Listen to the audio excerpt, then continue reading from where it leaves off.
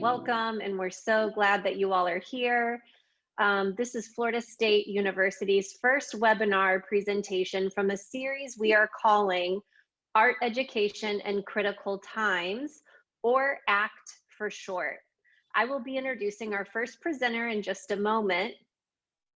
But in the meantime, I'm Amber Ward, and I'm the Director of Online Programming in the Department of Art Education at FSU. This professional development outreach is sponsored by our online MS in Art Education program. We are excited to announce that this fall, both FSU faculty members and some of our PhD students will be presenting new content during this ACT webinar series. Our first presenter is Dr. Sara Scott Shields. Dr. Shields is an associate professor in the Department of Art Education here at FSU. She also is our new department chair, which we're absolutely thrilled about. She has taught at the secondary and college level for 14 years and recently received the Southeastern Higher Educator of the Year Award from the National Art Education Association and Higher Educator of the Year Award from FAEA, Florida Art Education Association. She has presented and published at the state, national, and international level. Dr. Shields' research interests address arts-based approaches with an emphasis on the relationship between art making and identity in contemporary art education. Her teaching and research focus on racial identity development, whiteness, and civic engagement in art education. Tonight's presentation will last about an hour. Feel free to grab materials at any time so that you can work alongside Dr. Shields. All attendees have been muted during the presentation in an effort to reduce ambient noise in the Zoom recording. However, there will be an opportunity for Q&A toward the end of the presentation when Dr. Shields shares a 10-minute time-lapse video. You can submit any questions you might have for her using the chat function, which many of you have already found, but in case you haven't, it's located at the bottom of your Zoom screen. In the coming days, Dr. Shields will email a certificate of completion for professional development credit. And in the coming months, we plan on sharing with you all, again by email, a professional development outreach webpage that will include this recording along with some other materials that we're working on putting together right now that hopefully you will find helpful. And now I would like to welcome our first presenter, Dr. Sara Scott Shields, who will be talking about pocket monuments, mini shrines for major figures in Florida history. Hello, thanks Amber, I appreciate it. You can all call me Sarah when we start chatting later. The formality is nice on paper, but kind of weird on, you know. Okay, so I'm gonna share a presentation. Let's see if I can, you wanna do this there. Here we go. I'm gonna do the thing that is like classic, you know, you play like Zoom bingo. Can everybody see my screen? Everybody, we're good? Okay. So this is a unit that's been designed around the history of the civil rights movement in Florida, but it could very easily be used. A lot of the figures that are kind of from or based out of Florida could easily translate into other locations, or this is a really nice model for developing a unit that maybe looks at the history of significant figures or significant events in your own towns. For those of you that aren't from Florida, those of you that are from Florida, the added bonus is I have a ton of resources for your students to be able to use to get started on doing some research.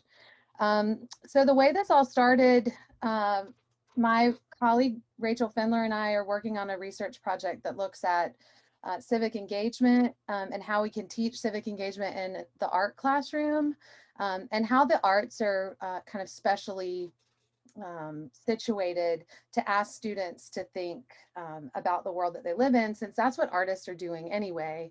I will say up front, I'm a firm believer that the kind of act of making art is inherently political. But I do think that based on your location, your administration, and your comfort level, you can push or pull back on that element of this lesson. So I think at its simplest, it's a really nice way to talk about how regular people can do unbelievable things. And, when it's more complex, it could become a critique of kind of the world that we live in now. So I kind of am starting today with thinking about why monuments. I think we're living in a contemporary moment that monuments are of particular interest, especially historic monuments. Um, so monuments are structures that are created to commemorate people or events, and what is interesting, I think, the most about monuments is they've become kind of a collector of a historic memory. And in that way, they start to tell the history of our country or the history of the places that we live in. And in that way, I think monuments do something really important in public spaces. Um, so these are the essential questions that I worked with when I worked on developing the unit. You'll see the images are of two of the pocket monuments that I've made. One is with an Altoid tin and the other is with a little matchbox. And I have a third that I'll show you towards the end. I've been thinking about how would you do this with students that are working from home. And so I have kind of a solution to how you might be able to do that as well. Okay, so essential questions. What's the purpose of memorials and monuments? What impact do they have on us and the way we think about history? What parts of the history of the civil rights movement in Florida are important to remember? And why do we need to remember history? How can we ensure that history is not forgotten, and how does the past impact the present? So I think the subtext, sorry if you all can hear my dog. The subtext of the lesson is really, yes, history is important, but what does history tell us um, about where we're going, and how can we learn from history? And then most importantly, how do the artifacts of history tell the public or the people viewing them what's significant to remember, what's significant enough to remember. All right, so this is the kind of students will be able to. I used, like a lot of you I'm sure do, Bloom's taxonomy. So I start with the simplest kind of processes and you kind of end with the creation and discussion. So the lesson starts out very simply asking students to identify why monuments are created.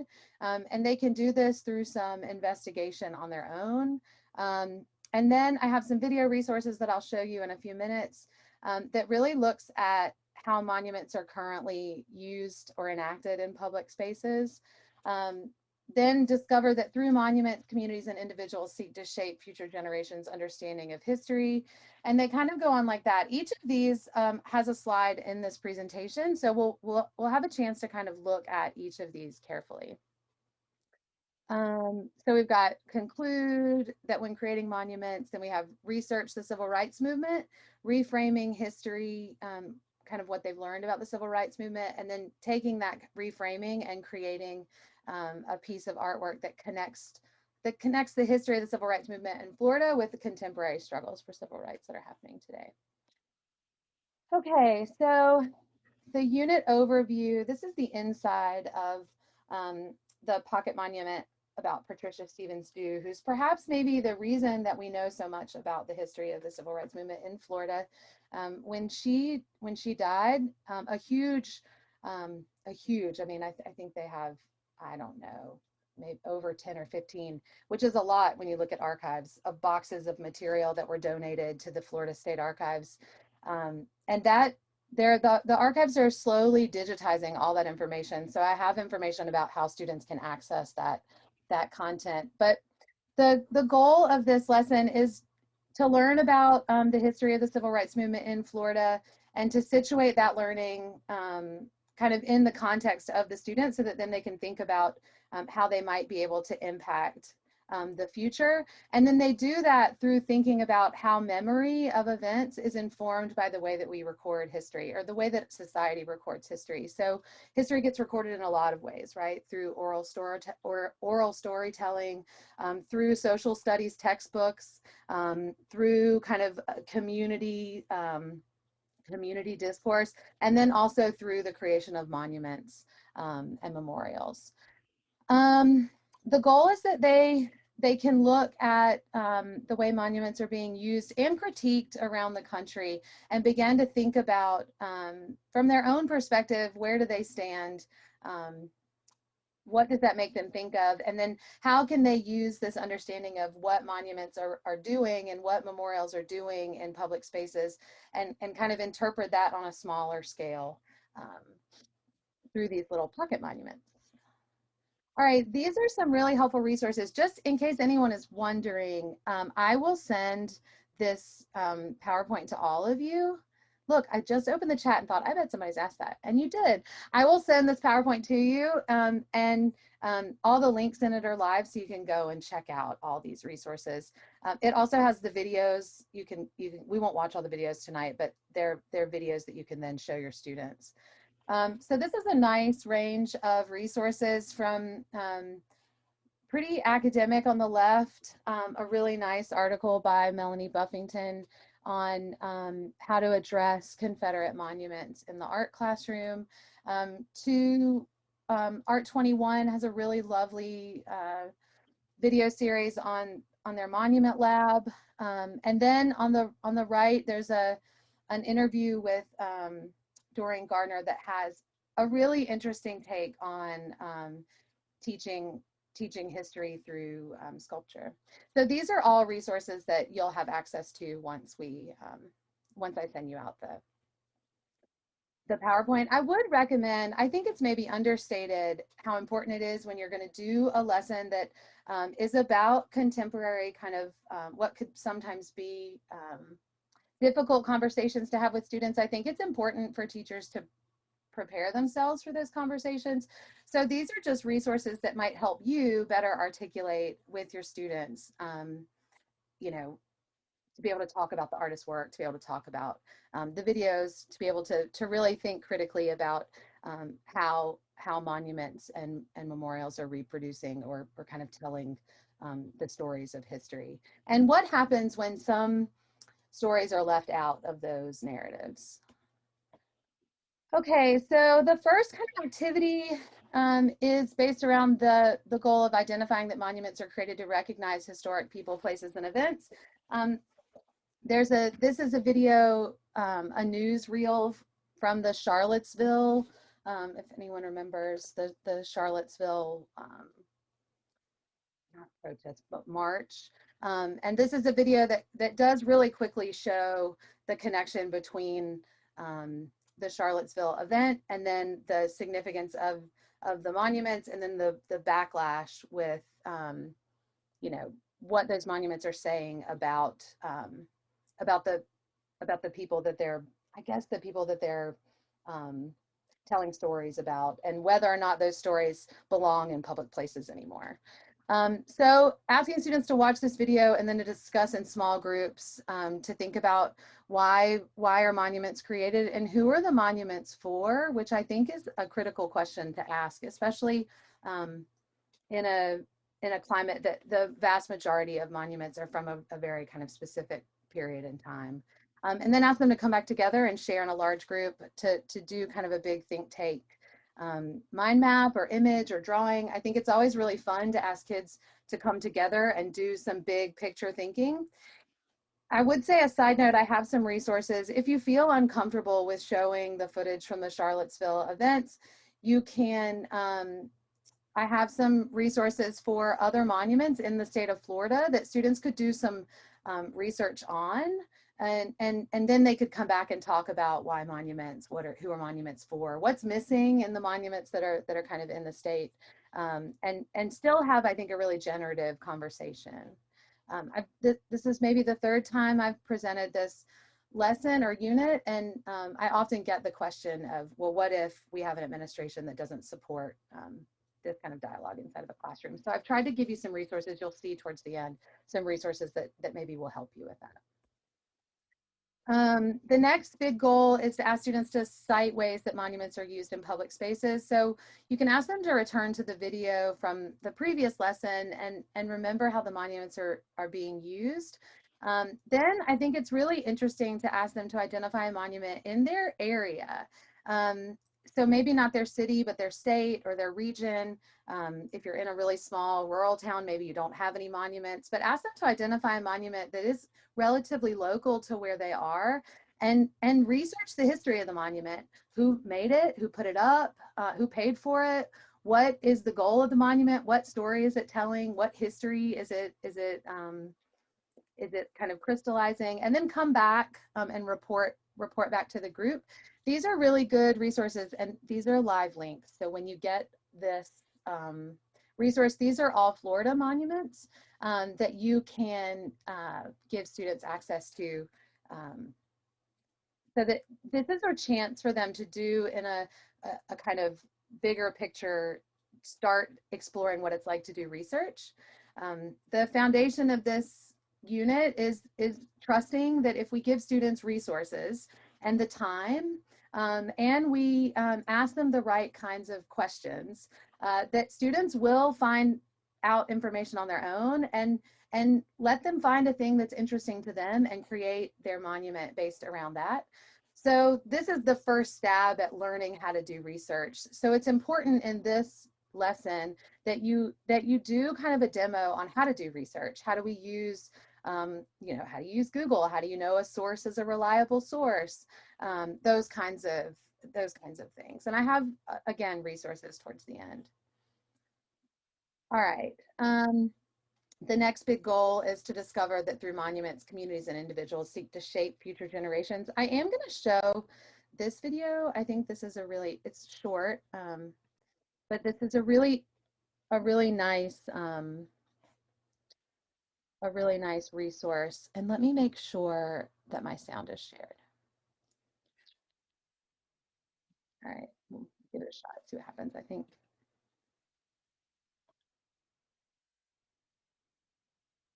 So I think the stories that are most often told are the ones that make people feel good, that are uplifting. And often our history has been told as what we imagined it to be, rather than what it actually was. And so when we're doing history, and everybody can do history, we shouldn't imagine what it was, or what we think it was, or what we wanted it to be, but evaluate what it was. And in order to do that, we look at primary documents, and we ask all kinds of questions of those documents, and we ask them from different points of view. And so if you're going to understand something like the American Revolution, you need to be thinking about, okay, well, what were free white women thinking about this revolution? What were landless white men thinking about this revolution? What were enslaved Black people thinking of this revolution? What were the Iroquois thinking about this revolution? That if you think about it from the point of view of the people that have left the most sources, which are the master class, you're going to get a very narrow understanding of the past. And there's a tendency to romanticize that because we want to understand American history as an upward trajectory, that, things are just steadily getting better for everybody all the time. That isn't always what was. That's what we imagine to be. So we need to be very clear that we're evaluating the sources we have, that we're interrogating those sources, that we're asking from multiple point of views, that we're not just remembering what is easy, what is convenient, and what makes us feel good. Okay, so I think this 2-minute segment does such a good job of showing students that history happens in the round, I guess, to use an art term, right? That history doesn't just happen from one perspective. And so I think it's important, before we ask students to go do research, which is the kind of foundation of this project, is that you'll see in a few minutes, but you're asking students to research an event. So for this unit, it's the civil rights movement in Florida, to identify an individual and then explore their life. It's important, though, that exploration happens from multiple perspectives. And I think that the way she talks about doing history. For me, translated really well when I taught this to middle and high schoolers. That something about the kind of active notion of doing history really struck a chord with them. And so for me, that was a really helpful, it was a really helpful way to think about what it means to do historical research and then to make artwork that thinks about history, that engages history. So my suggestion, because I use visual journals in my own teaching, my suggestion is to always visual journal or do some mixed media exploration. I think there's something really beautiful about multiple materials and asking students to try out materials. This is a really good chance. I get a lot of questions about like, well, when do you teach the techniques that students need to kind of make these pieces? And this is your chance to do that. So you can do a demo a day and then ask them to think about this kind of question of what does it mean to do history, right? And give them, you know, you could pull some of these quotes out, put them on the board, and ask the students to respond to these ideas and experiment with these materials. And so I might do a demo on collage work. I might do a demo on how to use text in artistic ways, and I maybe would do a demo on you know, using acrylic paint. I don't know, because those tend to be the materials that work best on this kind of surface. So this is the chance for the students to get to learn some techniques and experiment with the techniques, but do it in a way that's exploring these ideas of what it means to do history. All right, now the next kind of students will be able to conclude that when creating monuments, artists, governments, and communities make choices about what aspect of a particular history are worth remembering and what parts to leave out. Obviously, Kehinde Wiley's work, especially, I think it's on the next, yeah, here we go. On the next slide, his monument that he's created is a really powerful example of how the concept of a monument can be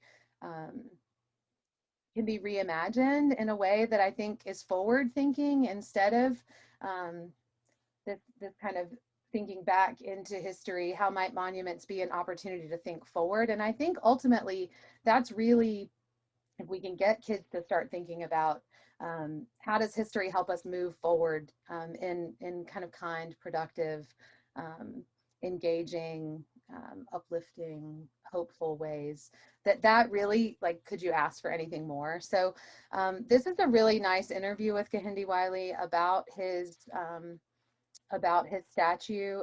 I'm not going to play it because I'd like for you all to have a chance to kind of chat towards the end, but if we have time, I'll come back.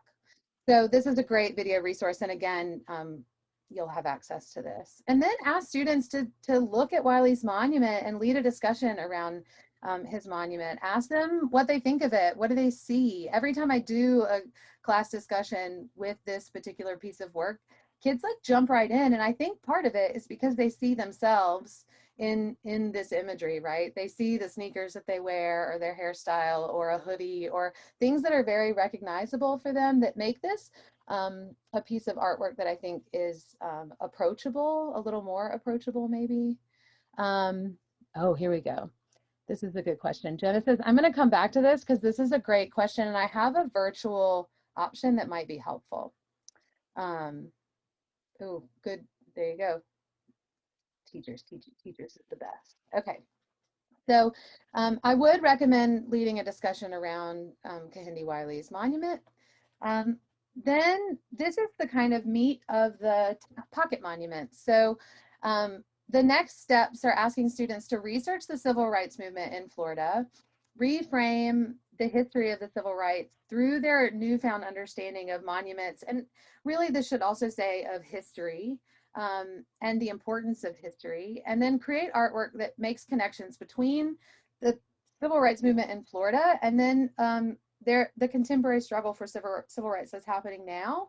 I think the powerful thing about history is that often it's learned kind of in isolation of immediate context. And for us, we've done this now 2 summers with teenagers, middle school and high schoolers, and And it's so powerful to see these young people realize that like something really important happened in the place that they live. I think it's easy to think about history happening in like DC, right? Or in these other places. And so for students to really see how a historical moment in time happen in like the streets that they walk down on, the streets that they walk on, or the bus system that they've used before. I think that for our students was really a powerful kind of shift in thinking about history. So, you know, the more that you can connect it to the places that they're in, I think the better, when you try to do connecting history and art. That when we look at history that happens where we are, there's a different kind of connection. Okay, so here are resources, and then I'm going to kind of show you the process. This is the gold mine. This is a really, well, we'll go to that one in a second, but this over here is information on how to do historical research from the state archives. The people at the state archives are like eager to have students participate. And, you know, like our state archive person has said, oh, if you do your summer programming, we'd love to even just Zoom in since they can't go to the archives. So I think there's opportunities to have students get to see artifacts. There's something really important about engaging with the materials of history. We had the luxury, because we're in Tallahassee, of walking to the state archives with our students. But the state archives has digitized an enormous amount of their documents, and so you can access those online. And I would bet that Florida is not the only place that has done this kind of digitizing. But these are, again, resources for Florida folks. Then you have, this is a great resource from the Florida Memory Project. If you've not heard of the Florida Memory Project, you should go check it out. It's an initiative through the state archives. I'll pull it up for you so that you can see. But they've kind of created a really concise, nice timeline of the civil rights movement. They also have tons of classroom resources. What's great, though, is that the Florida Memory Project has this information. They have a really great set of information on women in Florida history, on the indigenous people of Florida. So it's a great resource to kind of go to get historical content, and they connect you with their kind of primary source. They connect you with their primary source documents so that you can see things here, but then you can dive deeper into the archives and take a look at artifacts. This is a really nice photo exhibit. I think photographs are a really lovely way to revisit history. And here on the left is their menu of like photo collections. So if you're interested in doing hurricanes, you can, there's more resources here. And I think this kind of big structure of a unit would work for like lots of different things. You would just shift the discussion of monuments to some, another kind of big idea, and then kind of ground history inside of it. This is, though, the resource that is probably the most useful, and this is something that we've put together at FSU using some of our graduate assistants. There's about 50 or so case files on key figures in the civil rights movement in Florida. Some of these folks weren't just in Florida, and each file has a kind of brief. We were thinking of creating like a case study brief about each of these people, and it has information about the person, and then it has some questions for students to think about. And then also in the file are 2 artifacts, primary source artifacts that we either scanned or got out of the Florida Memory Project. And this is a great place to like start. And then from this spot, they pick a case file, and then they can do more research and learn more about their person. Okay. So my first pocket monument is with a matchbox. These matchboxes I got at the Dollar Tree. They sell them in like a pack of 10 for $1. I just saw some there today. So anyway, I would maybe empty the matches, I guess. But the Matchbox, I decided to do Mamie Nell Ford, who actually wasn't from Florida, but came to Florida to participate in the swim-in at the Monson Motor Lodge in St. Augustine. So Martin Luther King did this call for folks that wanted to participate in a swim-in, and they, oh man, Mamie volunteered to come. And so she came to St. Augustine and they did this swim-in and they jumped the hedges. There's unbelievable kind of photographic evidence because it happened to be like, they were very smart in how they planned the event, but there were reporters around. And so they jumped the hedges, jumped into the pool, and then the manager of the pool, you can see over here on the left-hand side, it's kind of a grainy photo, but he went and got acid and poured it into the pool while they were in the pool.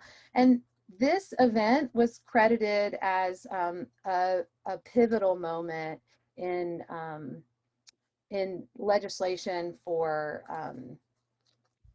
moving forward in the civil rights movement. So it was after these photographs were published that that the wheels started to kind of move towards, I guess, somewhere that seemed like, you know, kind of progress. She was fine. At the last time I did this, at the end they were like, was she okay? Did she get hurt? She was fine. The water diluted the acid, but it was a pivotal moment in the civil rights movement. The next one I did in an Altoid tin. I tried lots of different containers. I really think any container would work. Like I have this great container. I keep lots of recyclable containers, but I think like every good art teacher, any kind of container would work. You could do it in like a whole range of containers, but this is an Altoid tin. And this is about Patricia Stevens Dew, who founded the CORE and NAACP chapters in Florida. And she died in 2012, and she is credited as kind of the mother of the civil rights movement in Florida. So she participated in the sit-ins and was part of the movement of jail before bail, which became like a national peaceful protest tactic, that if you went to jail that you chose to stay as a form of protest. And she spent 49 days because of her participation in the sit-in. So she was in jail for 49 days. And she also is photographed wearing these dark sunglasses. You know, you learn so many stories about these people, but photographed wearing these dark sunglasses. And she, at one of the protests she went to, they used like a chemical dispersion and it got in her eyes. And so she wore these dark shades like from that point forward. And so they're kind of an iconic look for her. Anyway, so there's that one. And then here's my ideas for digitizing. I will say that this has been like a recent exploration. So to think about how might you do this with students that are working from home, instead of having students create a small scale monument, asking them to do the research, which I think again is the foundation for this lesson, is really asking kids to learn about their person and not just learn what the case file says, but do more research, right? Like to kind of go down the rabbit hole. There's not actually a case file on Mamie Nell Ford. I learned about her reading about the wade-ins that happened on white-only beaches in St. Augustine. And then when I was reading about that, there was a reference to the Monson Motor Lodge, and then I kind of went down that rabbit hole. Okay, so then asking students to create maybe an avatar. So this is C.K. Steele, who led the most successful bus boycotts in the country, and he led them in the state of Florida. So create an avatar. This is a free program. You have to create an account, but the program is free. And you can create an avatar and then have them go into Canva, which I'm sure like every art teacher on the planet knows about, and create, they could do like a lot of things. They could just create a visual. You could ask them to create some sort of like digital art piece. You could have them create a vision board for a monument or shrine.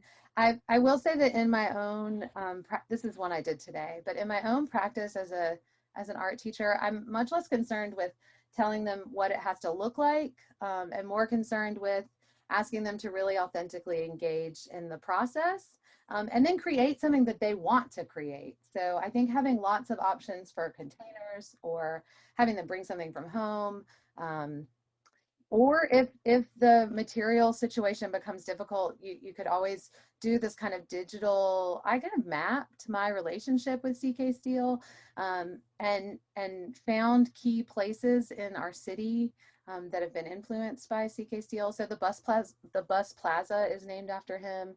This is Bethel Missionary Baptist Church, where Martin Luther King he spoke before, and then they've recently dedicated a highway in Tallahassee to CK Steel.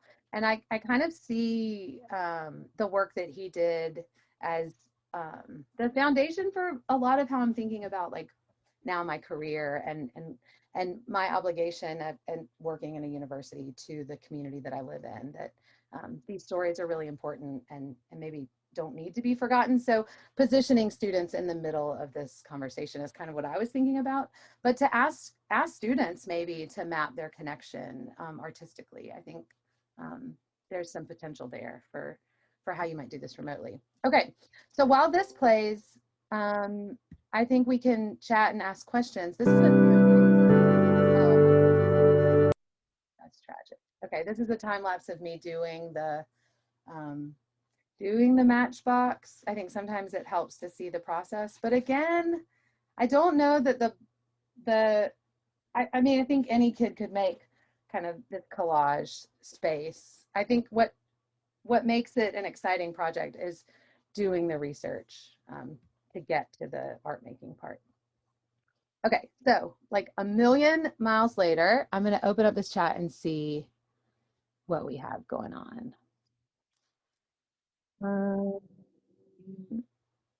Sharing materials. You can only give paper to students. So maybe the digital is, I don't know if you have access to like a computer lab. That might be an option. Also, the only materials really are, I guess, glue and scissors. So you might, I don't know if you have a class set of that. The idea for time-lapse videos is nice too. Okay.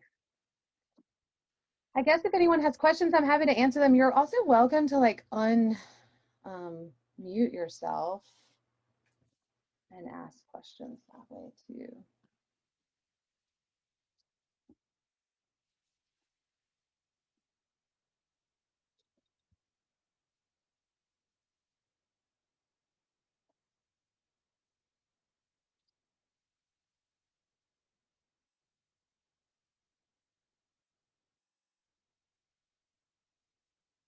What we done here? Yeah, Stephanie, that's a good question. The first iteration of this was really doing this work with middle school and high school students. And the next step is we're creating a like a summer, well, a professional development workshop where we'll have art teachers pair with their civics or social studies teacher at their school and attend the workshops together. And it isn't necessarily doing this particular project. This is just a project that we've done with kids in the past. But for them to think about the places that they're living in, the history of the communities that they're in, and begin to think about how might you design curriculum that can happen across those two classrooms. So in a nutshell, we are not currently collaborating with civics and social studies teachers, although we've been chatting with the folks at the Department of Ed, the social studies and the art coordinators at the Department of Ed in the state of Florida. But the next step is to ask teachers to pair up with a social studies or civics teacher from their school, and develop their own curriculum. So instead of taking, you know, the things that we've done with our students in Florida, it's really asking them to think about the places that they're in and the history that's in those places, and how might they work together to create some curriculum. I think too, to make art the center of it is, for Rachel and I, what we're really most interested in, that we do a lot of like sending art into other classrooms. And I think it's really exciting to think about how could we maybe send civics or social studies into the art room instead of it always being kind of arts integration models, really thinking about the art as the kind of central location for things to happen.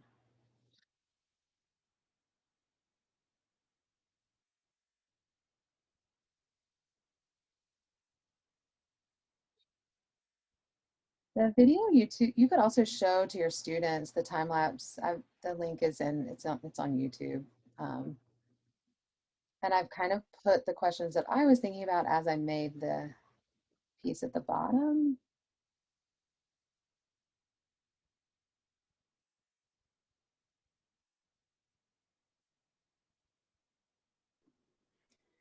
Hi, Sarah. I have another question. I'll Yeah. just so when you critique these pieces or when they shared their artwork with one another, what was that like? Because I can imagine, learning about your one person pretty deeply first, but then sharing it with the others and learning about how they interacted with one another would have been an important step in the process.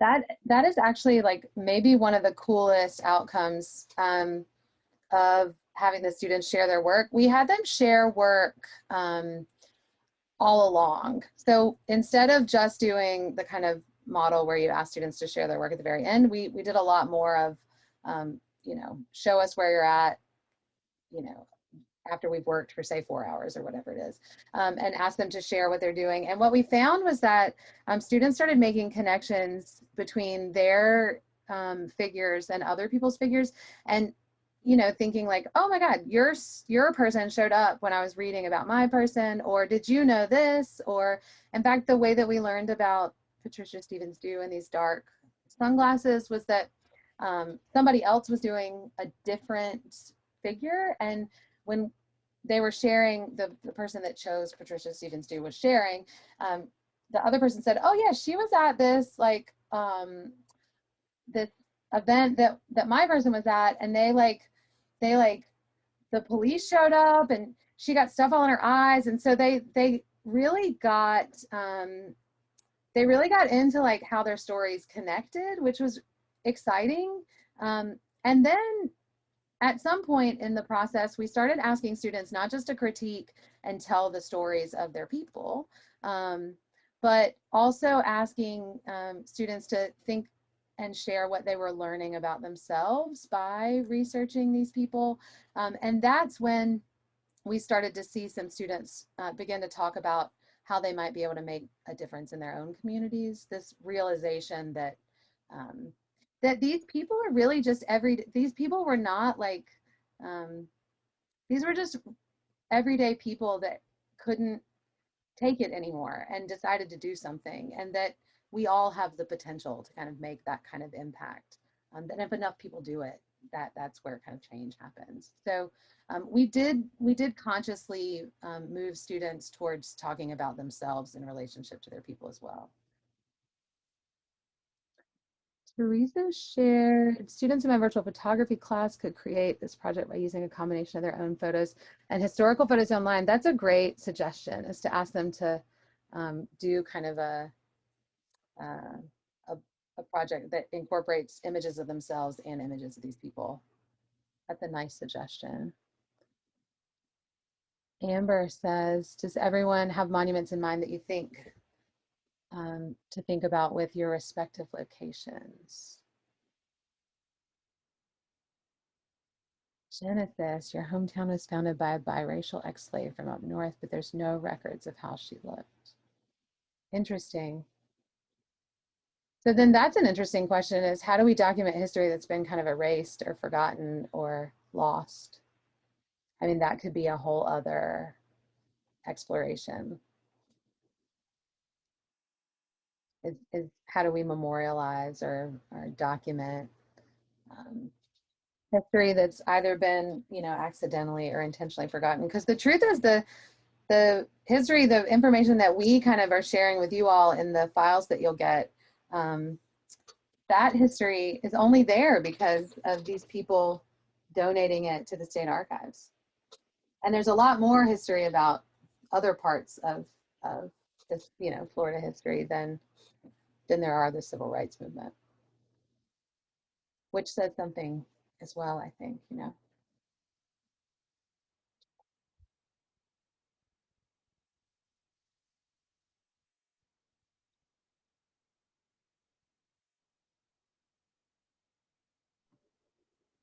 I'll ask another question. Yeah. In terms of civic engagement, because I know that's a big piece of what you're doing too, Yeah. and educating and creating more awareness through the art that these students are making about these figures. Like, what are some of your ideas, or what have you done with creating further awareness about this in the community? We had a group of students create this great board that circulated all the high schools and some of the middle schools in town. I wish I had pieces of it. I may can find a picture of it on my desktop, but it was this big wood board that had envelopes all over it, and on each envelope it had a character trait written, so like bravery or honesty or organizer, these kind of dispositional traits. And the students created these cards and reproduced them. So we photocopied them and put them in the envelopes. But each card had information. It was kind of, it kind of memorialized one of these people, and it had information about how they embodied that character trait. And the project asked students to take one of these cards. So we stood them up like in the lunchroom or wherever the school would really let us. So the kids made the board, and then Rachel and I kind of toted it all around town.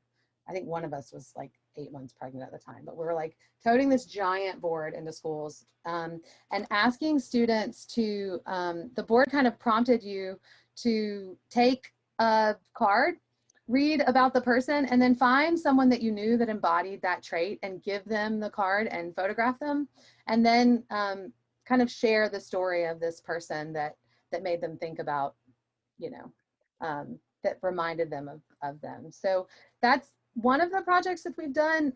The students also, we had an after school group that worked towards some public markers in town.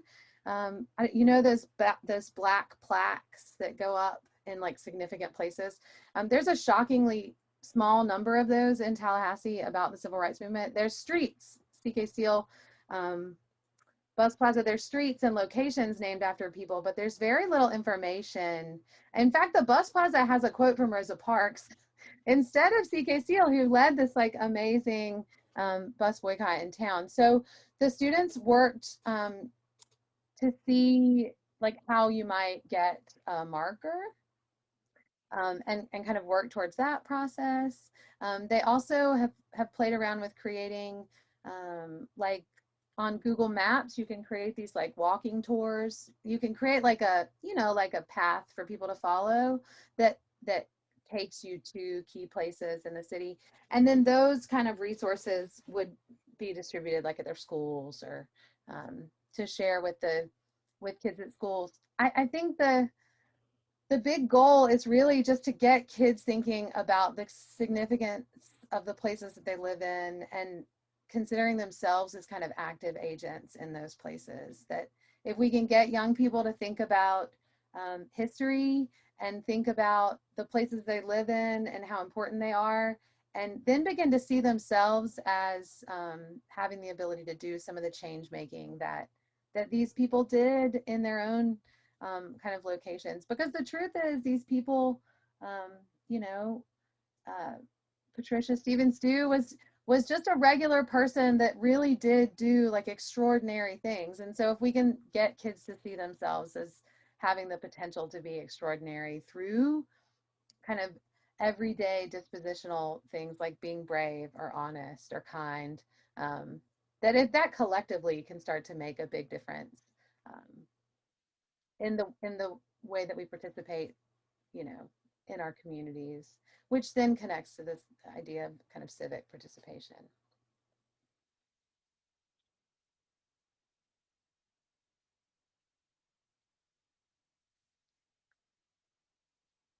I'm going to try to find the board. I'll pull it up for you. Let's see. I bet I can find it.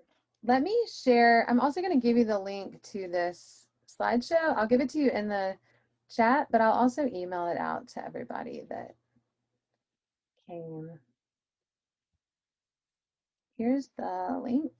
And that has the link to the resources, to the folder filled with like internet resources.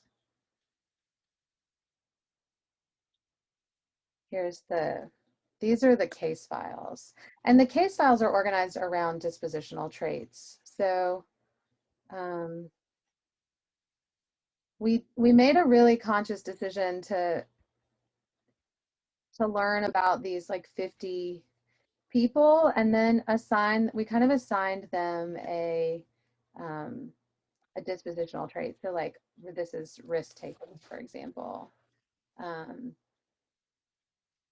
And I think a nice way to start is to say to kids, you know, like take a look at some of these and find somebody that like, do you see yourself as an initiator? Do you see yourself as how do you see yourself? And then can you find somebody from the history of this movement that embodies some of that? So this is Judith Benninger, who we've kind of labeled as a rebel, right? She was a student at University of Florida and was friends with Patricia Stevens too. This is her and Patricia together. And here they are. Here's Patricia back in the day. So let's see if I can find for you that the board that they did. What would I look for is the question. If you all decide to do this in your classes, I would love to see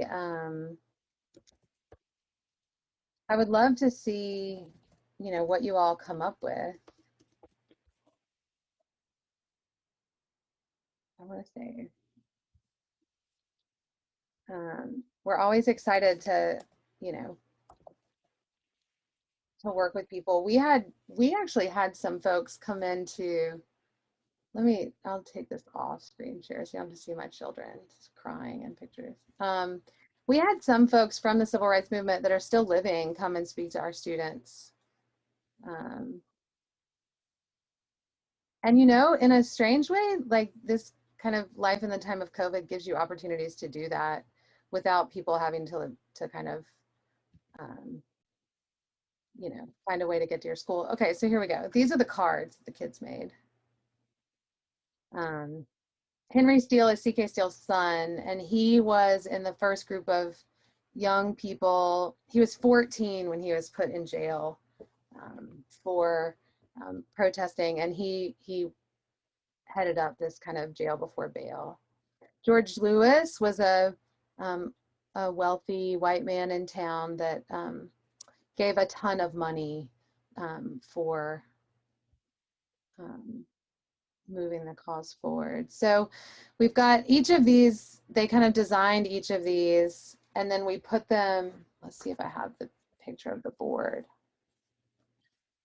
Yeah, here it is. So here's the board, and see the directions kind of said you pick a card, read about it, find your Tally Everyday Hero, and then this piece of paper had information about each of the people. And then you found someone to share it with. There you go. This had the directions for how to like find someone, give them the card. And here's, you know, here's one of the. So this was just a big plywood board that they glued a bunch of envelopes to. This probably wouldn't work now in the post-COVID world we're living in, but or what's it? Not post. We're like in it. Anyway, so these are the cards, and then we scanned and printed them. I think that's the time. It's 8 o'clock. Amber, what am I forgetting? Yeah, each card's a reprint, Genesis. I don't know what you're forgetting, but I loved it. There was so much about this that I didn't know about. So I loved learning more, and the comments are so great too. I hope you get a chance to read those. It was wonderful, Sarah. It was fun. I could talk about this project like forever. We do it with kids every summer, and then if you're interested in bringing your social studies teacher, you could send me an email. We're hoping that happens in the spring. So we're working on some grant funding now to be able to pay teachers for the time that it'll take to develop curriculum. But I think the next webinar will be in October, probably towards the end. And I'll send out information through the same, those of you that are in Florida, through that same network that we got it to you this time. But maybe since you came to this one, I'll just send it to you. We have your email. That's probably a good idea. Cool. All right. Well, thanks, everybody. It's so weird. It's like teaching at the university. Everybody's quiet. These are the bus. This is the bus boycott behind us. This is a good. This is from right in front of the university. There's FSU right over there. I forgot that I had that fake background up. Cool. All right. Thank you. Thank you.